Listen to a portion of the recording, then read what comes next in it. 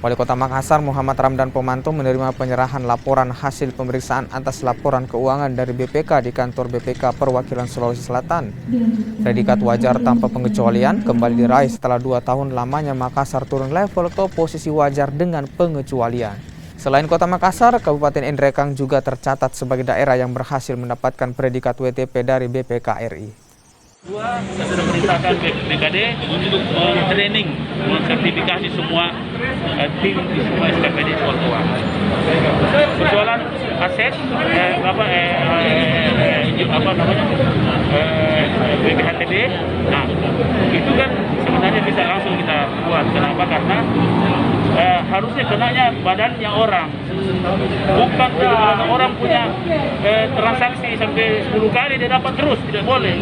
Hanya badan dan 1 kali saja. Nah, itu kan tidak sulit kita laksanakan.